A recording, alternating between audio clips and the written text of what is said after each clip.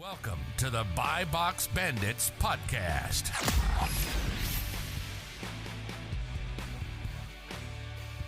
What's up, everyone? Welcome back to the Buy Box Bandits podcast.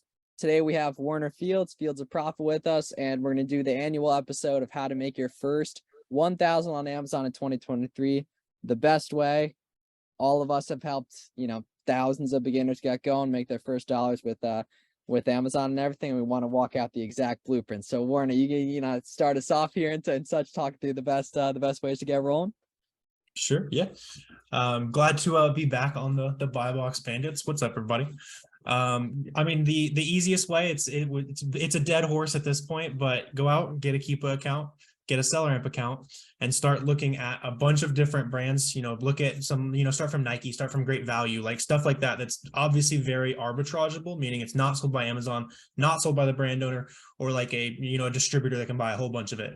So just kind of starting from there, going and getting ideas about what other people are selling that listing. That's kind of the 30-second version of it, but we can, drill down into that. Yeah. And I even like the idea of just running a couple searches on Amazon, like just searching for different terms and seeing what Amazon's algorithm shows you, because that's what people are buying. So, right. Coming back to the arbitrageable brands, that's really important, like Lego, Nike, Great Value, Adidas, Under Armour, that kind of thing. If you just search those branded terms on Amazon, it's going to start to show you what customers are going to see when they search for those, right? Because if you're just on Amazon.com, they think you're just a customer or whatever, and you're going to start to see commonalities in the types of items, the colors, the seasonality, right? It's the winter right now, hoodies, jackets, sweatpants, things like that. And everything. And then just if you're listening to this, you're in the right place too. And that there's obviously a lot of, watching content and such that goes into that as well. I think the big thing is just getting your first couple sales quick. The nice thing is almost all of you guys listening already own something that's valuable on Amazon. If you're a college kid, old textbooks, electronics, video games, right? So take your SellerAmp mobile app, shout out, sponsor of the episode, and scan everything. And if it's under like in a million rank and it's a book, get it listed on Amazon Merchant Fulfilled. Like, costs you nothing. You only pay fees when the sale comes through and everything. And other than that, just start getting yourself into OA. But what do we miss, Garrett? We can jam on all this here. Yeah, obviously that's a good start, right? Because the overhead's zero. It's just sitting in your house. It's creating clutter, right? So you're just creating space. I think kind of going back to what Warner said, I think using those sort of like private label-ish brands, like Great Value is Walmart's, obviously, Members Market Sales, Sam's Club, using those as an entry point is clutch because you narrow down where the source is going to be, right? So if you just specifically pinpoint, for example, Great Value, half the equation is already solved, right? It's going to Walmart. You can buy it at Walmart. So anything that's relatively profitable, you can use as an entry point. And again, it just takes that first one, because with that first sale comes a list of sellers that you can learn from, exposure to other sources, sellers, all those sorts of things. Again, create experience and exposure, and just create learning experiences as you continue to go. I think too many people put too much pressure on that first sale in terms of looking for a home run product, when all you need is just a product that's going to sell, maybe even for a couple of dollars, but even something that sells, whether you make money or not, it creates connections and exposures to other sellers that you can learn from.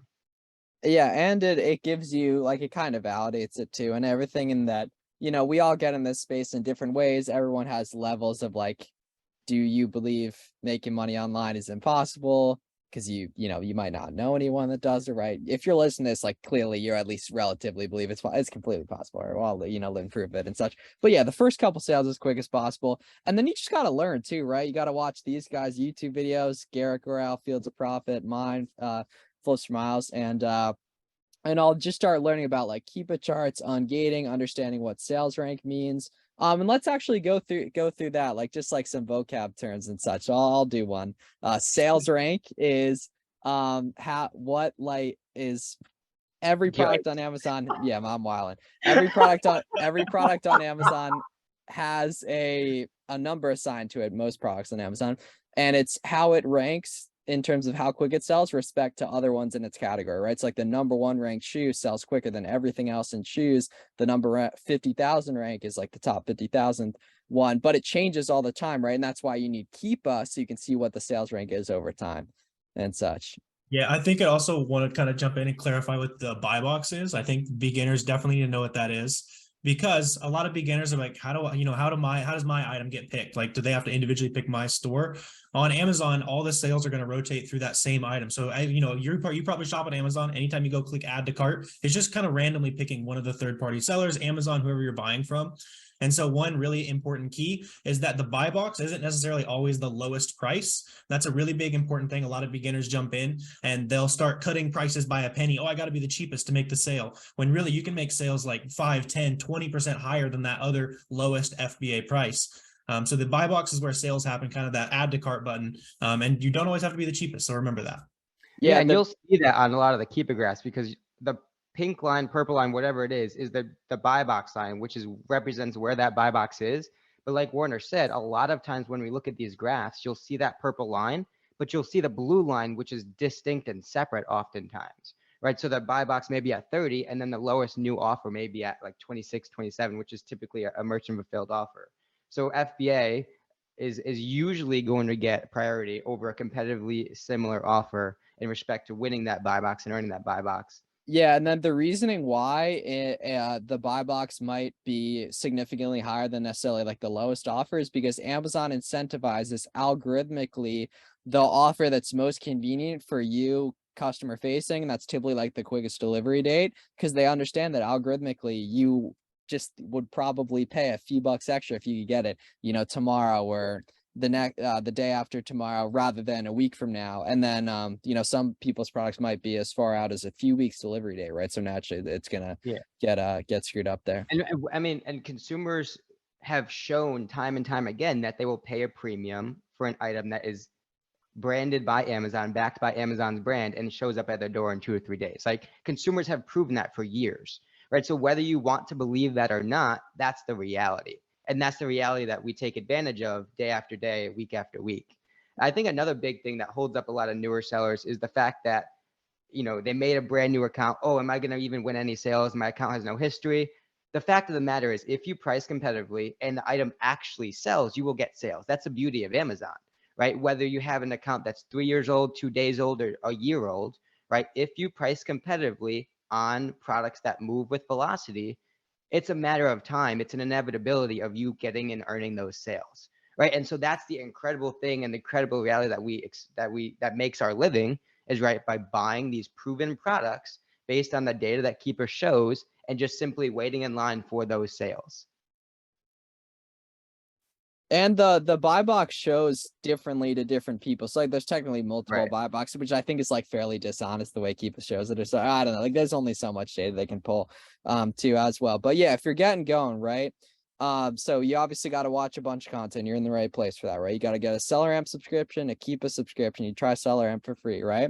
And then you just got to start finding stuff that you got to immerse yourself into this. Like there's pretty much no one that we knew last year, even before like early 2022, late 2021, that's still doing it, that did the right things, talk to people, that isn't having success with it. You know what I mean? Sure, some people slower than others. There's different factors that contribute that to it. But you got to understand it's going to take a while to get good, but like you can get to critical mass within like 6 months. Like some of these guys that are just coming out of nowhere, like Billy, Jimmy, we've had in other episodes, like they figured out so much quicker than we did, because like we didn't have the buy box bandits, we didn't have Fields of Profit, we didn't And have I the mean, and Amazon the Launchpad. learning is so front heavy, right? Once you develop the fluency that we always talk about with sourcing, with Keepa, really understanding what's going on the product level basis. Once you have that understanding, then it's just a matter of throwing fuel on the fire and acquiring spending power and acquiring capital to leverage on the products that you know are going to do well, right? There's two bottlenecks, that's it, right? Sourcing and capital, right? You either have not enough products or not enough capital. Amazon's pretty binary in that way, right? And so, I mean, the difference between a $200,000 business and a $30,000 business isn't drastically different, right? It's not your standard business where you have to add extra, customer acquisition, marketing costs, all these sorts of things. You buy more products, which you've already rehearsed, already know how to do, and you'll make more money, right? It scales that fluently. And a lot of times it exponentially scales as you kind of, take more shots and develop more replenishable products, which all will come with time. But I mean, it's crazy and cool how quickly and efficiently this business scales. And our friends are standing and examples of it. Yeah, that's like the whole point of Amazon. It's why it's such a good first business, is because you only have to find good products. That's it. Like most businesses, you find a good product or you create the good product, and then you find the idea and then you market it and all that kind of stuff. Yeah, there's no, With- yeah, Right. exactly. So with Amazon, like those of you guys who are watching this video, I assume you've got no sales. Maybe you've done a couple $1,000 in sales. It feels impossible right now because you're figuring out the one very important skill that it's going to take to go from, 10 to 100 to, I don't know, like $1 million a month if you want to scale eventually, right? It's just getting better and better and better at sourcing, right? Yeah, So different right scales now, of businesses are looking at the same data, right? The keeper data is no different whether you're doing 500 or 2,000, right? It's the same data, and that's the cool thing about it. Sorry, Warner, go ahead. Y'all are just rattling off tweets here. I love it. Yeah, you have to re-listen through this, man. But yeah, no, I just wanted to like, obviously we're talking the opportunity is great. Like we can beat around the bush all day long, but go out and prove it to yourself, right? So I go back to my roots where I started with books. So you definitely have books at home. Like use the SellerAmp app, figure out what the book is worth, send it in. Oh, it really works. All right, now I'm going to figure out, there's some Nike stuff or there's some great value brand or Target brand. You just you go from there, right? But I think a lot of people, and already we might be kind of overcomplicating it. Like just go out and make that first sale. Use something that was free, like we kind of talked about at the beginning, and then you can kind of get into the nitty gritty and start to build that sourcing skill after you like prove it to yourself. It's insane to sit here and be like, oh, I'm gonna build $100,000 business when you've never sold anything and you don't know what it takes. Like you need the proof of concept before you can really know what that looks like. Yeah, and none of us started this with making a ton of money in mind. You know what I mean? Like, Right. Sure, that was, like a little part of it, but you just start out and you put like one foot in front of the other and stuff, you know what I mean? Like it's hard to, conceptualize, right? In that if you see us where we're a couple years into it now, it's, comes natural and such. When you start, you just got to put one foot in front of the other, like the first sale is the hardest to get. But then the 1,000 sale is significantly easier. And then, beyond that, you just put one foot in front of the other, keep growing it, keep compounding it. And then also too, we all started out just doing books, right? Going to thrift stores and stuff. You can totally do that. That works. It's, a little bit harder in my opinion, but it does take less capital. You guys are lucky listening to this now when Ungating's way easier. There's a ton more content available. So it's much easier to get started with. It's great even just thinking about and everything. yeah, But get on the yeah. the ungating piece for someone that's super new. Yeah. Okay. So I'm gonna say this, and I know the crowd's gonna start booing. Like the Twitter replies are coming up crazy. Like ungating is very easy. Like it's very, very easy. Amazon has made it a lot easier over the last year specifically to get ungated using receipts, packing slips, even order confirmation emails if you're willing to submit a few times. Like someone out there's listening to this, they're gonna go buy something. I'm gonna tell them, okay, submit the email. They're gonna DM me on Instagram. Hey, I got the email and it says receipt. What do? You submit it. Trust me, it'll work. Like you might have to submit a couple times, but it's nice and easy. Like just kind of rattling off the easy ones, right? The beauty and grocery on Gate you can do via Frontier Co-op, Nike, Adidas, Under Armour you can do via the brand's websites, Nike.com, Adidas.com, sites like that. Toys you can do via like Kohl's, EE distribution, stuff like that. But honestly though, a lot of retailers work to the point where I don't even think you do separate ungating orders these days. I think you just find stuff that initially is good basically, and then like wait till you find items and then send those in. Basically that's kind of my ideology around it. Yeah, I mean you can essentially combine a test order and your ungate. Right? You're especially starting out, you're going to want to order 15, 20, 10 units of something just to kind of, test it out, experiment with the product, make sure the data pans out, and just submit that in, even if you're gated. I mean, eventually it will work.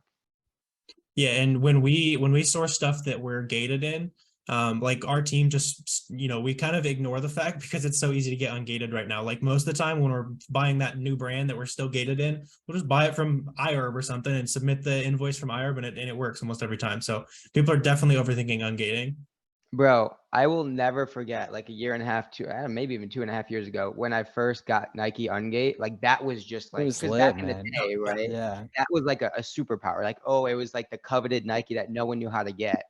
But you know who actually, Miles, you would appreciate this. Remember Zach Shaw? Yeah. Oh yeah, man. He put was you the onto one it. Yes, That's random. love. Yeah. Damn. Dude, what's crazy is someone randomly put me onto it too. In the DMs actually. Someone shout out. I think it was Tyler. It was in that group chat we had for a while. But I think Yeah, he even messaged me privately. Shout out to Tyler for putting me onto that. But that was huge, right? And math. and everything. What are some things you guys wish you did differently? If you could start over again, knowing what you know now, what are you doing differently? I mean, the response I always give is trust in my gut a little sooner. I only did books like we're talking about. I did that for like a year and a half, partially Mm. because of the ungating thing. Like something that kind of ended my books run is learning how to get the Nike ungate and the grocery ungate and all that kind of stuff. And felt a little silly after I had been scanning books at the thrift store because I couldn't figure out how to buy something from East Bay. Um, R.I.P. East Bay. Yeah. So it's just, trusting your gut a little sooner. Like I proved the concept and I kind of dragged my toes a little bit. I should have jumped in a little bit quicker after I proved the concept. I knew it was work. It was very profitable. Should have been, experimenting with a little bit more stuff. I probably would have started documenting the journey a little bit earlier too. Not necessarily in the early days. It's not like, hey, here's how you sell on Amazon. It's like, all right, Yeah, definitely I went not. out and I found 100 books and here's my Yeah. sales for the month and that kind of stuff. It just has a lot of value. Because Miles, did you get somebody telling you about Nike Ungate because of your content? Yes, man. And I was in the mix, right? Because I wasn't even doing Amazon much. I was doing a lot of sneaker reselling, but I had done Amazon in the past. And I was just in the mix enough to where I was following people and like talking to people that were doing Amazon every day, a lot of book people back in the day. And it was just like I was in the mix enough that information ended up finding me basically. It was like, Aim to, yeah. yeah, like legitimately. Because I was like all positioning. I mean, that's one big thing that I don't even know if you call it a regret, but like one probably mistake or lacking area that I had is I didn't start making content until I was making a lot of money, right? And so I mean, obviously there's value in documenting the process, the losses, the learning, all those sorts of things, right? Because there's someone on the other side of the phone that's in that position, going through the same sorts of things, wanting to kind of learn in that process. Right. So that was one thing, one area that I would definitely do over again is kind of like you touched on, Warner's, is documenting and just talking about it right from the beginning, not Yeah, necessarily don't once you reach don't some level of create. certainty. Yeah, don't create just learn in public. Just a picture of a box here, a selfie with the storage unit here, a picture of the first couple sales here. And algorithms are good, man. Naturally, you start like pretty quick, you start seeing like, people take notice. And then I follow people all the time that are new just because I like their energy. I like what they're putting out, right? Because they're not afraid to show their face. They're not afraid to talk about what they're doing. And it's such a good like long-term thing to do. And I like the way a lot more people do it now. And it just kind of like makes it way easier for everyone, especially those that stick around. And then too, like when you're doing that initial like grunt work, like the way I do Amazon these days in like just like lifestyle, what I'm actually working on is completely different than how you started. And that's why it's so important to realize that there's so many great leverage things you can do. Getting virtual assistants, right, to do either sourcing, admin tasks, stuff like that, getting a prep center, which we've all done. That way you don't necessarily have to touch the products. You can take advantage of a lot of good sales tax arbitrages, as That's one well thing I as, would do yeah, right. And then, way earlier. the more people, the more opportunity starts to find you and everything too. So like once you got a couple people that you end up relating to about, you're passively talking about Amazon with, right? Just naturally more and more stuff comes up. Like we've been doing it for a while. You end up just thinking of stuff like naturally, and it just builds like more competitive edges and stuff. And that's what's nice about this is that you can work on it whenever you want. So you can purely work on like sourcing sometimes when you have a really creative fix, like once you get good at it and can consistently do it from time to time. Yeah, I mean, I think especially when you're trying to be in that aggressive stage, a prep center can be such a growth hack, Yep. right? Because when you think about like what's the biggest ROI activity in your business, it's obviously going to be sourcing and buying, right? That's the thing that's going to level you up as quickly as you want, right? And when you spend, and I think we talk about this with Billy and all our friends, right? Is they're spending time prepping when they're thinking about sourcing, when they want to be sourcing, when sourcing we all know makes a ton more money, but you're stuck in this kind of rabbit hole of sourcing and more stuff comes in, and you know what I'm saying? And so it's like, for me personally, I would offload that way earlier. And I think that's also probably, especially with the people who are listening to this that may potentially still have 9 to 5s, or they're trying to replace that income. That Such a could be a good, good way to get to yeah. that replacement so much quicker, because once you get home from, your 9 to 5, you don't want to sit there, pack products, you want to source and buy. right? Because that's what drives the needle forward. Yeah, and you have to earn the right to do that via having results, being able to meet monthly minimums and such. And everything. Like, we're gonna make this very clear to anyone listening. Like, it's a bunch of work to make money with this stuff. Sure, is it less work than I think making money in a lot of ways once you get good at it? Yeah, I don't have a ton of context around that, but being that a lot of people do want to do it full time, I would say yes. But like, you do have to put in the work to get good. Like, that first 500 hours is so crucial, and almost no one will go through it, but basically everyone that does over a few months ends up figuring out over a year or a couple years. And I think the power behind that is it's hard to believe how real one product can lead to the next, right? Good products hang out together. And this is no hyperbole. If you find one profitable product, the inevitability that the 10, 15 sellers, all the products that they have, there's not a second profitable product within those hundreds of products that the other sellers are containing is almost 100%. Yeah, it's completely illogical to say that it doesn't work. It makes absolutely no sense. It's completely illogical. The biggest superpower we have as Amazon sellers is the insight into other people's stores, right? Because that is every cheat sheet we could possibly need, right? Because someone else's team did that work. Someone else's team found those products.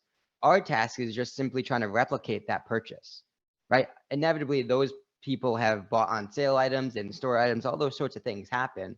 But we're just trying to replicate and see where we can buy their products that we can see are good at a price point that creates a margin that we want. And so that's the biggest power we have, is being able to click on Miles' store, see what products he has, and then use the work that he's done. Yeah, everybody listening, look at Miles' store and see what he's selling. Clearly. That's how you start. Yeah, actually would be pretty effective. I would keep it a buck with you guys. Keep it a buck. Yeah, I have a question for you guys. What was the I also think it's good for beginners. What was that moment where you'd been at it for a month, maybe a year, and you get down the road, it's all right, this is significant, this could be a full-time income? Oh yeah, okay. So what's interesting is once I started going hard with it, it was February of 2021. Garrett, we didn't talk about any of that stuff. You know what I mean? It was just all forward facing. We were just living in the moment, bro. Yeah, we were just, dude, grinding, seriously, not worrying about saturation, not worrying about oh, how far can you take this? None of that. That's why it's so nice starting young. We have such an advantage. You haven't been beaten down or anything. Well, that was the benefit we had, is I obviously was living on my own, but I had a separate income that I was relying on. And obviously you were still at home, and all the people we were talking to weren't relying Wi-Fi on Amazon to live, right? And so we had the luxury to push, take risks potentially, but not risk everything, not risk, a home, those sorts of things. Yeah, and you're so lucky if you're listening to this and you're young. Yeah, with that. But yeah, I don't know. We were pumping Air Force Ones. And then again, we've talked about this before, but Air Force Ones were a really big item then. Oh, and that was crazy. We were battling Chinese bot cancelers too. I don't know how that ended. Amazon patched that completely. That never happens anymore. I've heard of that happening twice in the last year, of bots picking up stock, canceling. That used to happen all the time back then. There's always stuff like that. That's a big problem for 2 days, and then 2 days. Yeah. Well, yeah. So that was a big issue. Remember authenticities? At some point last year, authenticities were a big deal for way more than they are. Yeah. But yeah, we were I remember we talked about the Flowbee thing before, but I remember specifically one morning. Was it that did I wake you up or did you wake me up, Garrett? I think you woke I called me up. you. There were probably others though. It was the first week of me meeting this dude, probably 3 weeks in or so, right? And then what was the breakdown? So we were paying $140 for those. At the peak, they were $250, so it was $50 profit a piece. Was it 140 buy cost? I don't remember. It was, it was 120, and then there was, or no, it was 125, or no. And then shipping. Shipping was expensive. Yeah, shipping was expensive. And we were buying these hair clippers and flipping them for $50 profit a piece at the peak, same day. And was it, you could only buy 2 per card or something like that, or 2, and then we just pump it, man. And that's the key though, is that some people would hear that and be oh no, how many can I buy without getting canceled? How am I gonna get ungated? What if it doesn't sell? And it was all FBM. It was all FBM. It was we would get the box. Dude, I remember it was either Jake or Danny. And so we would literally get the box, slap the label on the outside, and send it back out. but someone wasn't like opening the box. And so they had Oh, sent, yeah. All the receipts. I think it was Wi-Fi. I think it was Danny. Yeah. and he had sent like 30 or 40 of these out with the People order. don't even care. You know what I mean? Like a few people care, but like that's what's nice about stuff like that though, is only a certain subset of people will care. And as long as you do the right thing on the majority of orders with like, suggested retails, different things like that, right? Your case of probability is that not only does you have to screw up on order, which is small probability, it's that order has to go to someone that cares too, which sure, it doesn't help your metrics and stuff, but so for context, that the box had a receipt in it, so it had the Daniel Wi-Fi astronaut paid 140 like, and they paid like 250, that the average customers think they're getting it from Amazon. How about for you, Warner, if you do have one of those moments? Yeah, I had done like a week-long book road trip, like right before we went on a cruise and during Christmas break. Drove I to like remember you Oklahoma saying that. City. I know this drove to story. Tulsa. I Yeah. remember this. I filled up my old Hyundai until the wheel well was like almost on the wheel, and drove back home a few hours, like full of books. Sent them all in, went on a cruise, and when I came back, the like 20 or 50 bucks a day in sales had turned to like 500 to $1,000 a day in books, which is That's actually high pretty good at profit. books. Yeah. Like, yeah. So that was the moment, kind of hopping off the cruise ship back into receptions, like, holy cow, this is legit. So yeah, that was definitely it. It's always fun to hear people's like, oh wait, like this is significant. It's that one item that makes like 10 grand profit. Like that's what it's all about. Well, as a follow-up question, when was the point in your social media career when you knew was like, when you thought was like, oh, this is legit? What do you mean? Just like starting to make connections and that kind of stuff? Well, no, starting to make money off social media. Like what was the point where you were like, oh, social media is like an actual making money adventure? I don't know. It's just been building. Like early days, it was like affiliate stuff. So like, Yeah, like, I can make a video showing people how I use tactical arbitrage, and then I can get a little bit of kickback. That sounds like a win-win. So it was that type of stuff that kind of opened my eyes a little bit. Yeah, I remember I slid in your DMs and you were already following me. As probably in like April or something. And then you were talking about those gunslings, and I spent like the whole night trying to find your store, and I never found or didn't find it, or whatever, and such. But it was good times, man. Because what I would do is we would have those Zoom calls right in that group chat and just try to get as many people just chopping up about stuff, and like everyone had like kind of figured it out, but like nothing close to what what it is today. And such. But yeah, I mean, those first couple of sales are, so possible. And then, if you're like hitting people up on social and stuff, like you really believe in it, like you're probably gonna make it. If you're interested in like talking to other people, it's like such a long-term mindset to be like starting conversations, building relationships and stuff. And it's as easy as like swiping up with an emoji on a story. Like that's good energy. It brings me good energy if you swipe up on my stories with emojis and such. You can fire those off too. You can do like 50 of those a day easy. And then there's all these like, I'll tell people like, oh, start doing like, you should like start to post about what you do, and then they'll be following like 17 people. Like how do you think this is at all going to work? You should be following like 500 plus people instantly. Like go on like the roadmap, flex your social or plug your socials page and just follow everyone.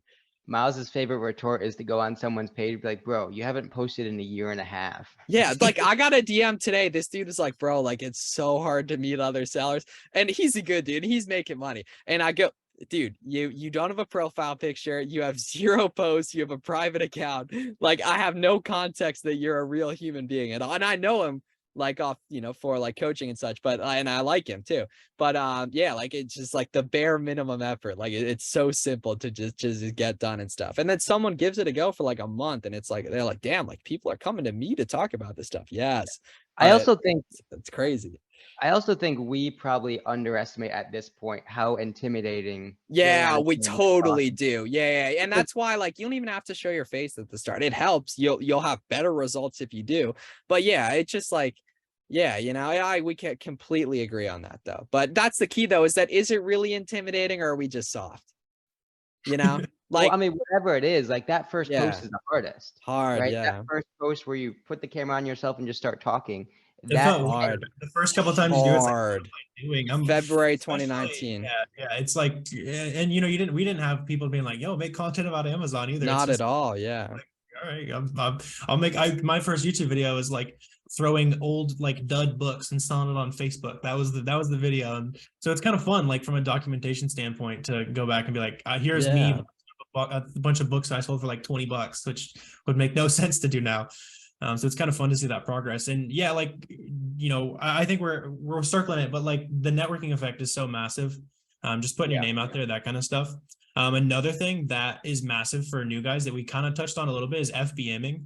Want to dive into that a little bit, kind of the get me beginning. fired up. Like, yeah, like people in my DMs done, like I'm like, how much in sales have you done? $146. Like, dude, like you could go FBM XYZ Bolo. Isn't that time consuming? Like, dude, you work at Arby's. Like what are you talking about? No, I'm kidding. That's a fictional example. But yeah, oh, fantastic, right? So on Keepa, if you go to data and then buy box statistics, you can see what distribution of the buy box share is going to FBM sellers and FBA sellers. What would you guys say? If even like 20% of it's going to FBM sellers, it's enough to at least test for a day or two FBM? Yeah. I mean, because what's the worst case scenario? You send it in 2 days later. Yeah, FBA. like, I mean, that's not the worst case. The risk or reward is there's like pretty much zero risk, right? And the upside is that you sell that item a lot quicker, and then you buy more of it quicker, and then that item sells quicker potentially. But yeah, for anyone who doesn't have context around that, FBM is when you ship it directly to the customer.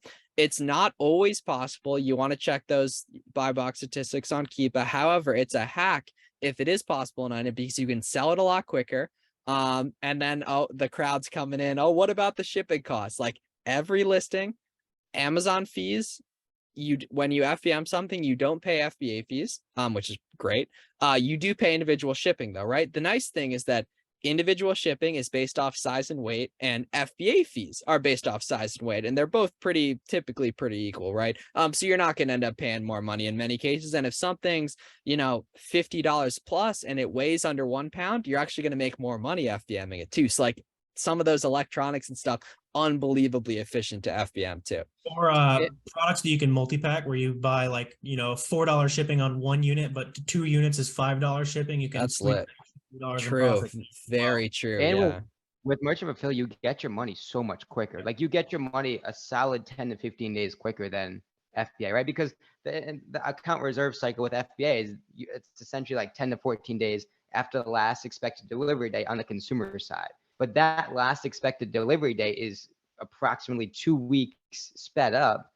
With merchant fulfill, you don't have to deal with FC transfer and waiting for the products to get into the FBA centers. All those things, especially in the beginning, when the value of your spending dollars is so much greater than what it is potentially 2 years down the line, that's massive, right? Being able to turn $1 into $1.15 that much quicker in the beginning, it's so powerful, right? Because you want to maximize the value and the power of each of those dollars when you only have 5 or 10,000 to play with.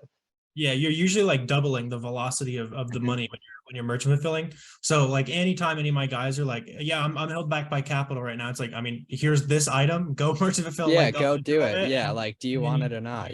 Multiplied that money, and you can do the same thing FBM twice in the time you can do it FBA once, which, as you scale, you're going to want to leverage FBA, save time, all that kind of stuff. But, in the early days, Miles kind of touching on it, but you should have a little bit of extra time. Probably, you're not going to be as committed to Amazon as you will later. And, later on, you won't want to merchant fulfill 1,000 items a day, but you can merchant fulfill your 10 items a day easy. Yeah. And one day shipping them too, or one day handling too. And say someone has a ton of UPS packages, how can they potentially have UPS come to their house and pick it up? Pirateship.com, $3.18. Take advantage of it. For sure. I mean, for someone who doesn't know, kind of. Oh yeah, you can get a UPS pickup for $3.80 via pirateship.com. It's hella helpful. Yeah. Yeah, I see a lot of new guys like driving to the post office and UPS. Yeah. It's like, bro, you can 50-pound FBA boxes, bro, pay like $3 and they will come pick that up for you. And don't they come pick it up like as late as like 8, 9, 10 o'clock at night? Like they'll come the same day. It depends on like obviously the location. If you're rural, I bet you don't get that. But we weren't super, we weren't in the middle of the big city and we could get same day. Yeah. I think it's like 1 p.m. is the cutoff. It might be 12:30. I think it's 1 p.m. Those cutoff time for same day typically. Yeah. And then like, especially if you're working from home, it's great. It's different, if you're going to be leaving the house during the day, I wouldn't be leaving packages out like that. And then if you're leaving the house, you're probably driving and such, you might be able to stop at UPS. Kind of a finishing thought or like a couple things that's important is just talking about how like the easier an item is to find, the much more likely it's going to have price volatility, right? And that like stuff from like Walmart where there isn't necessarily like there's one listing, the picture's really clear, the title's really clear. There's going to be a lot more price volatility on that just because it's going to be a lot easier to find, right? Than an item where there was a coupon involved in finding it. And honestly, you can find a lot of coupons just Googling like Foot Locker coupons and stuff like that. But like the more you work to find an item, that's why doing stuff manual is great. Reverse sourcing great. Stuff like that can be very, very helpful. Yeah, Yeah, all those ways we can kind of like quote unquote manufacture a margin where we're doing those extra things to create those extra points makes so much of a big difference and creates that like we talk about moat around our product. The gift card, the extra coupon codes, like the repeatable discount codes. Like you kind of lose track in terms of how small social media is, right? So many people know about catch-alls, but not really, right? Yeah, not at all. In terms of the vast space that Amazon selling is in the marketplace, the amount of people that know what like a catch-all is when you can repeat those membership codes. I mean, it's not like a gimme thing. Yeah, and another exercise, like, you know, very common beginner complaint to kind of address with the price tanking, that kind of stuff, is making sure you can buy your items at the lowest price possible. So like anytime we're buying something, especially if we're buying in bulk, we'll let go and search and make sure, hey, if we're buying this for 10, does a different site have it for 9 after a coupon code or anything like that? Just making sure you're not getting beat by any other source. That's kind of the two easy ways to make sure you're not going to get slapped with an item you buy, you know, retail price, you go in, breaks even. It's like, oh, this doesn't work. It's, you know, just got to build those moats and make sure you're getting the cheapest price. That's the biggest things. Yeah, like you guys would be shocked how many, or like just listeners, you can find tons of coupons just on Google. There's extensions that are really helpful. I wouldn't necessarily rely on the extensions, but they'll be helpful from time to time. Coopert, Rakuten, Honey, Capital One Shopping, Top Cashback, those are all free. You want to be using those. Garrett and I have been getting it. Is a must. Yeah. Capital One Shopping, kind of a nugget for those of you guys at the end. It finds codes that could not be publicly available. You should have Capital One Shopping. Yeah, for sure. And then also Garrett and I have been getting a little adventurous with the gift cards too. Yeah. Oh, spending tens of thousands on gift cards the past couple of weeks. Yeah, which is super helpful. And all that. Anything else we should touch on in terms of beginners getting rolling? Man, velocity kills in the beginning, right? An item can be, you know, bring back 20, 25, 30% margin, but if it's just going to sit on FBI shelves, it's not making anyone any money, right? Velocity kills, compounding those dollars, maybe it's 16, 17% margin, 12% margin. But if you know it's going to sell within a week or 2 weeks, that's so much more powerful, especially in the beginning, rather than having your cash tied up on Amazon shelves for a couple weeks or months. Yeah, for sure. All right, sounds good. Thanks for listening, everyone. Get going. You guys know what you got to do. Like you'll learn so much more once you're in the game, and everything. Warner, thanks for coming on as always. We'll do more of these in the future. Get a SellerAmp free trial, selleramp.com. Check out Warner's socials, YouTube, the link below. Garrett's mine. You guys have a great day. Thanks a lot. See ya.